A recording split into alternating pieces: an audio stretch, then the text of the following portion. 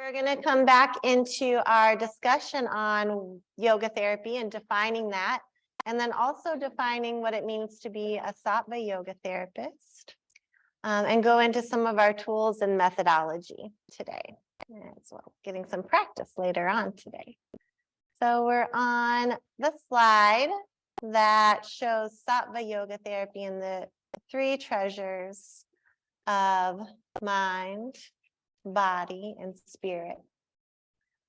And yoga therapy is about bringing these together in a harmonious way.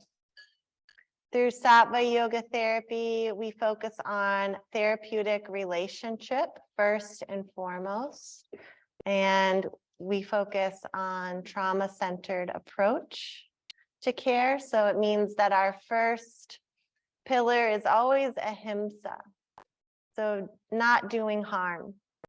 And not doing harm sometimes means not forcing them to do it our way or the right way, but giving them a sense of choice. Right. And so we can even do that as we're really passionate about the subject. We talked about this before, like it's their choice if they don't want to participate in yoga, right? Same thing if you want to bring it to the tribe, like maybe if you want to bring it to the tribe, like, can we let this be their choice? Can we offer it and see if this is something they're interested in and benefit from, just as a trial, without feeling like we need to defend the practice, right? Another way that it can show up is thinking about, yes, this posture might help them.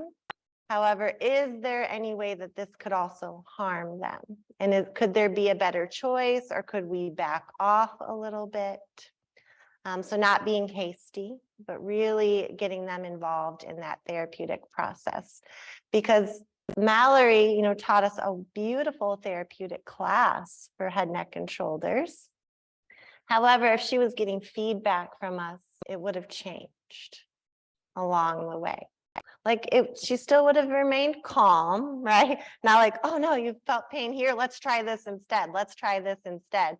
So not hastily moving out, but she would have taken a moment to pause and then said, let's try this instead. Now, what is your experience? Or let's back off and try this first and then come back into this posture. Now, has it changed? So it would have been that living, evolving practice that therapeutic relationship lends itself to. We also are utilizing yoga and Ayurveda together, because in true yoga therapy, in authentic yoga therapy, these things are always held together. And that holistic approach to the Panchamaya model, it really is returning the care seeker back to their true nature, which is one of peace and harmony and joy. The word chikitsa rarely shows up in the yoga scripture or text. Where chikitsa shows up is in Ayurveda texts. So Ayurveda talks about chikitsa. Chit means consciousness, and chikitsa is the application of consciousness or caring. There's a Yoga Sutra that talks about enlightenment when the seer becomes seen. So when that witness perspective becomes so much aligned with the divine that we're in a harmonious relationship with the divine, right? So going back to the traditional definition of yoga, to be yoked or united with the divine. The application of consciousness is the yoga therapist in relationship to the care seeker. So we become that witness mentality for them until that begins to be awakened within themselves. So we're placing our caring attention on the individual in front of us.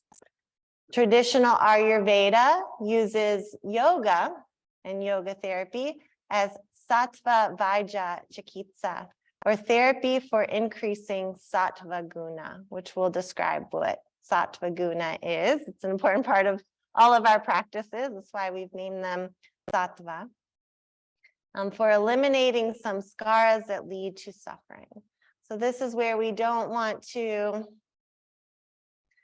get into the game of just pacifying symptoms, right? So we're looking for root causes. I'm trying to be careful what I say, because sometimes, like when we're working with and in cancer treatment centers, sometimes we are working more at the end of palliative care, where we are kind of managing all these new symptoms coming up. But still, if we're applying the lens of yoga, we're getting also to the root at the same time. And this is where healing happens. So they might not be cured. They will get some relief from some of their symptoms, maybe not all of them, but there can be a deep healing in those samskaras of how they're relating to the illness. So maybe there's some scars that aren't necessarily from them, but just our society as a whole, right? When you hear the word cancer, we all have some scar with that, right? So it's healing that. And what does this mean now? What are the qualities so we can reduce or eliminate the fear that we have as a society around cancer? And it can be anything. I'm just using that for an example. And not to say that anyone creates their disease, right? Like it might be stress, it might be some of our lifestyle. That's all part of it. But no one is creating it just because of one thing. Disease happens when a lot of things go wrong at the same time. And healing happens when a lot of things go right at the same time, which is the multi-dimensional aspect of ourselves. So even getting to just some of those deep roots that have caused us suffering that are probably showing up in this illness too. That's moving into yoga therapy, even in a palliative environment. And it really does belong there too. Yoga belongs at end of life care as well. Some say that's where the real yoga can happen.